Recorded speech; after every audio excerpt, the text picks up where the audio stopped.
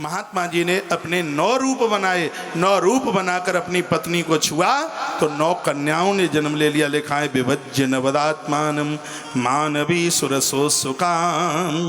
भैया 9 देवियां तैयार हो गई, 9 बेटियां, और ये 9 बेटी क्या है?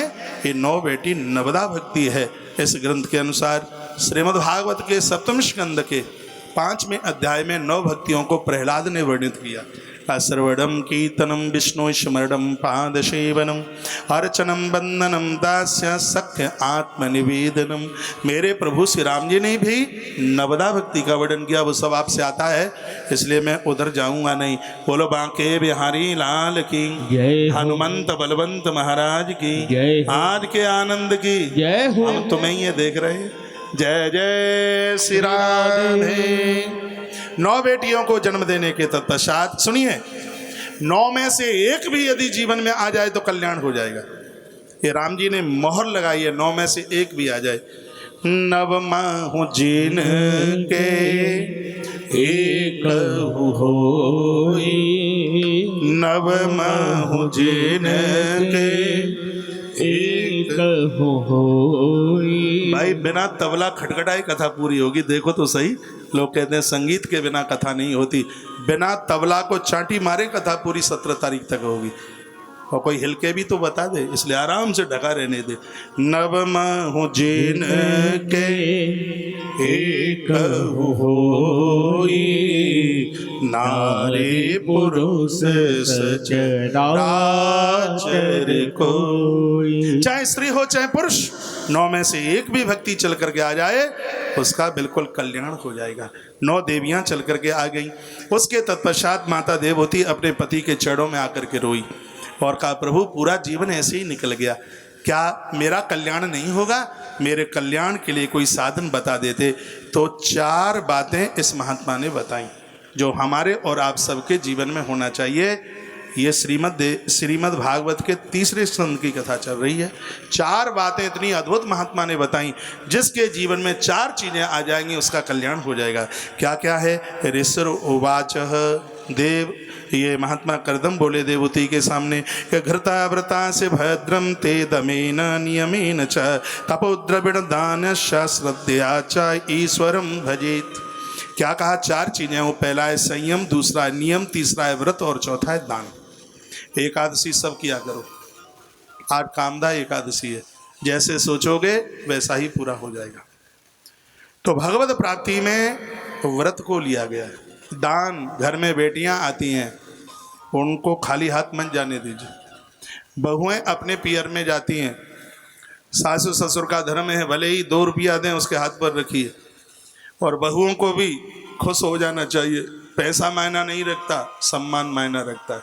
मुंह लटक जाता है कि डुगरिया 85 रुपया निकालती है। बड़ी नोट तो तुम्हारा आदमी देगा तुम्हें, वो काहे क्यों देगी? उसके पास कहाँ से आता है? वो सम्मान में 2 रुपया दे रही है, उसको सहर्ष माथे से लगाइए, उसका आशीर्वाद लीजिए। मेरा जन्म गांव का जन्म है, ये मैं जानता हूँ। एक माँ अपनी बेटी को विदा कर रही थी, उसकी आंख में आंसू थे।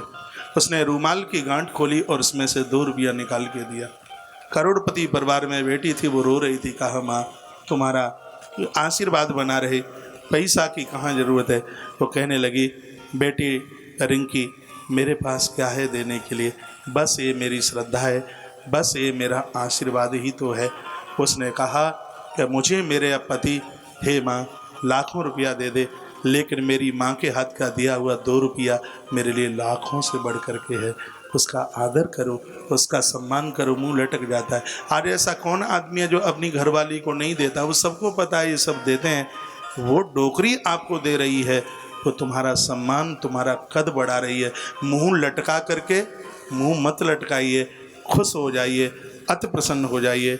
दान, व्रत, नियम और संयम, 4 चीज़ें। अपने आप को संयमित रखिएगा। कितने बजे जागते हो, कितने बजे सोते हो, कितने बजे खाते हो, ये सब संयम में ही तो आता है। एक नियम होना चाहिए। सूर्य को अर्घ देते हो तो 2, ये नहीं कि 2 दिन दे लिया और फिर कोई ज़रूरत नहीं है। कोई न कोई नियम होना चाहिए। राम जी से भी पहले वंदना गोस्वामी जी ने भरत की करी, ये आप सबको पता है। क्यों करी? क्योंकि भरत के जीवन में नेम है नियम हैं, जिसके जीवन में नियम हैं, भगवान से पहले उसकी वंदना होती है। प्रणव प्रथम भरत के चरणा, जास नेम व्रत जाहिन वरना। उसके अंदर इतना नेम है, इतना नियम है, बाबा तुलसी कहते हैं मैं वर्णन नहीं कर सकता। इसलिए स्तुति 72 चौपाइयों में वंदना है, नाम महिमा। अरे कमाल गोस्वामी जी ने कर दिया। राम जी को एक चौपाई में उन्होंने पूरा कर दिया। राजीव नयन धरे धनुषायक, एक ही चौपाई में वंदना हो गई। लेकिन यहाँ पर राम से पहले श्री भरत को जो मत्था टेका है, मैं राम से पहले भरत को प्रणाम करता हूँ, क्योंकि उसके जीवन में नेम है, नियम है। और मैं तो कहना चाहूँगा, और ये बनावटी बात नहीं, ऐसा नहीं है गंगा गए तो गंगादास, जमुना गए तो जमुनादास। गुफा वाले हनुमान जी का प्रभाव है। नियम बना लेना, अन्न मत खाना इस हनुमान को दर्शन किए बिना। आप और आपका परिवार द्वितीया के चंद्रमा की तरह खिल जाएंगे। अब गांव का हनुमान है तो ये ना सोचना कि जो गंगा के किनारे रहते हैं उनके लिए गंगा का कोई महत्व तो नहीं है। मैं इस दुनिया में जाता हूँ, मैंने बड़े बड़े हनुमान मंदिर देखे हैं, लेकिन गुफा वाले बजरंगी की तो बात ही अपने आप में कुछ अलग है। ये बोलता है, ये बात करता है, ये श्रद्धा के साथ में, ये मैं अपना अनुभव बता रहा हूँ। इसलिए मैंने अपना बिछौना उनके दरबार में बिछाया। मेरा भाग्य है, सुबह उनका दर्शन करता हूँ, कथा में आता हूँ तब करता हूँ, जाता हूँ तब करता हूँ, रात्रि को आरती में बैठता हूँ। वहाँ के अड़ोसी पड़ोसी गांव के लोग यदि उस दरबार में ना पहुँचे तो मैं कहूँगा कि पुण्यों में कमी आ गई है। मैं अपने अनुभव में इस बात को बोल रहा हूँ। गुफा वाले हनुमान जी इस कलकाल के प्रत्यक्ष देव है। सत्य यही है जो यहाँ से बोला जा रहा है। आप जो मनौती मांग लोगे वही पूरी हो जाएगी। मैं यहाँ से वृंदावन रहता हूँ, जब कभी कोई दिक्कत आती है तो मैं कहता हूँ हे गुफा वाले बजरंगी, इस काम को पूरा कर दीजिए, और वो चुटकियों में पूरा कर देते हैं। मैंने 26 वर्ष की कथा में एक भी दिन ऐसा नहीं होगा जिस दिन मैंने व्यासपीठ से गुफा वाले बजरंगी हनुमंत लाल जी का स्मरण न किया हो। मेरा काम फटाफट हनुमान बनाता है, बजरंगी बनाता है। मेरे बाबा इसके भगत रहे हैं, मेरी माँ इसकी भगत रही है, और मैं इस हनुमान का भगत हूँ। इस बजरंगी के चरणों में जाओगे, अपने बच्चों को बोलो कि दीवला जलाए उसके दरबार में। सुबह शाम स्नान करके तुम्हारे घर में मुंह में अन्न की आहुति तब जावे, हनुमान जी का दर्शन कीजिए। आपके इधर बगल में महादेव, एक दिन मैं बोला हूँ त्र्यंबकेश्वर जैसी पिंडी ये भगवान शंकर की है। मेरे जन्म में तो ये प्राण प्रतिष्ठा हुई नहीं है।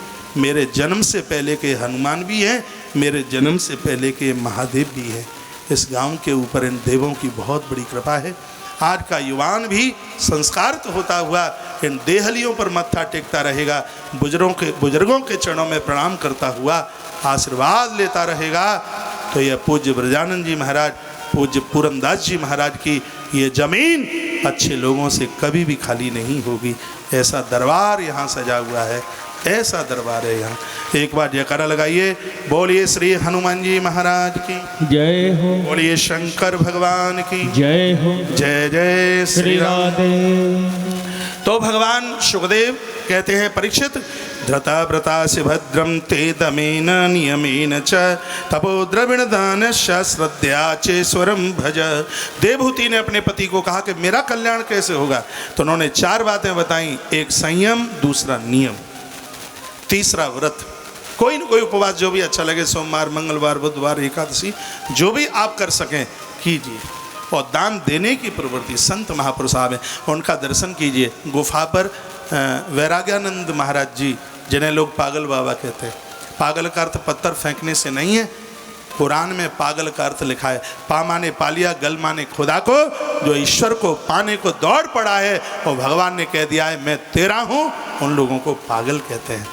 बाबा वैरागानंद जी तप रहे हैं उधर धूप में, टाइम मिले तो ऐसे महापुरुषों का आप दर्शन कर लीजिए। काली लंगोटी वाले इतने महापुरुष महात्मा पूज्य बाबा ब्रजानंद जी महाराज ने तैयार किए। कितना भाग्य है, गौरव होता है। बिना शहद पिए मुंह मीठा हो जाता है जब इन महापुरुषों का परिचय दिया जाता है। हम बड़भागी हैं, ऐसी धरती में जन्मे हैं, और उस युग में हम जन्मे हैं जिस युग में हमने बाबा पूरनदास जी महाराज का दर्शन किया है, जिन्हें प्रत्यक्ष रूप से हनुमान का दर्शन हुआ। बस वो यह घर का जोगी जोगना आन गाँव का सिद्ध। पूरनदास महाराज जी जैसे साधु के दर्शन के लिए तो शायद देवता भी सोचते होंगे कि इन महापुरुषों का दर्शन। जिन्होंने ऐसी ख्याति, ऐसी कीर्ति, लोगों का उद्धार किया, आत्म कल्याण किया। संयम, नियम, व्रत और दान। घृता व्रतास भद्रम ते दमेन नियमेन च तपोत्र वरदान श्रद्धा चेश्वरम भज। का हे देवी, जिसके जीवन में संयम है वही भगवान को भज सकता है। माला तो चाहे कोई भी पकड़ लेते हैं, माला पकड़ने से भजन नहीं हो जाता। कभी कभी तो लोग दिखाने के लिए माला पकड़ लेते हैं, अरे फलाने जी तो बहुत ज़्यादा भजनानंदी है। वैसे भले ही उबासी ले रहे हो, और जब कोई आएगा तो आकर के माला बार ले, राम राम राम राम राम राम राम राम राम राम, सूता चलता है राम राम राम, जैसे कुएं से पानी खींचे राम राम राम। अरे भजन तो अकेले में होता है।